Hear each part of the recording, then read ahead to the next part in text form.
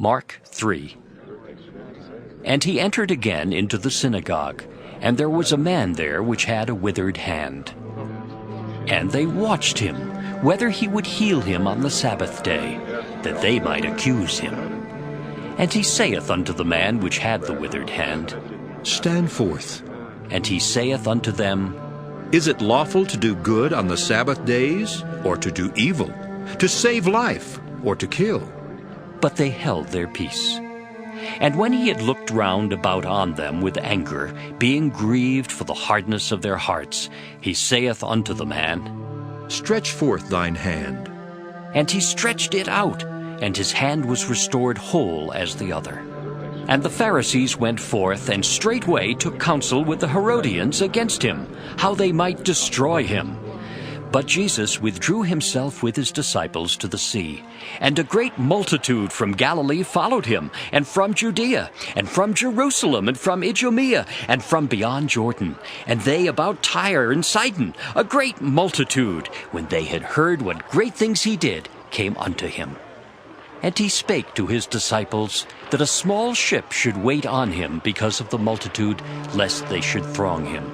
For he had healed many, insomuch that they pressed upon him for to touch him, as many as had plagues. And unclean spirits, when they saw him, fell down before him and cried, saying, Thou art the Son of God! And he straitly charged them that they should not make him known. And he goeth up into a mountain, and calleth unto him whom he would, and they came unto him. And he ordained 12, that they should be with him, and that he might send them forth to preach, and to have power to heal sicknesses, and to cast out devils. And Simon he surnamed Peter, and James the son of Zebedee, and John the brother of James, and he surnamed them Boanerges, which is the sons of thunder. And Andrew and Philip, and Bartholomew and Matthew, and Thomas and James the son of Alphaeus, and Thaddeus, and Simon the Canaanite, and Judas Iscariot, which also betrayed him.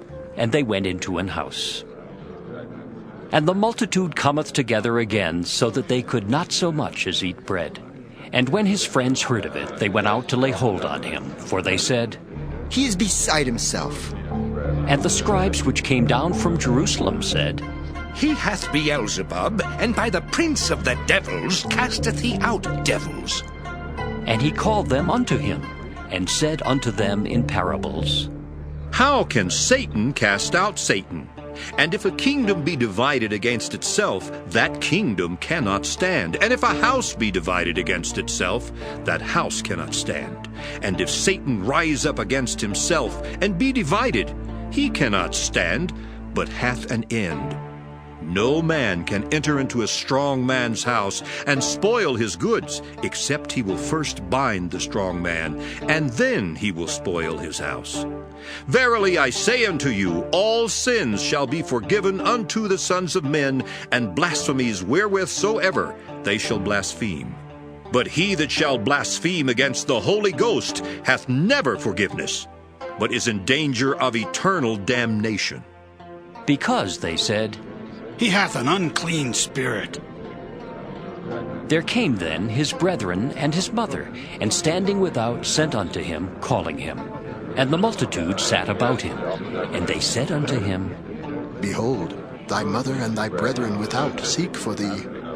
And he answered them, saying, Who is my mother or my brethren?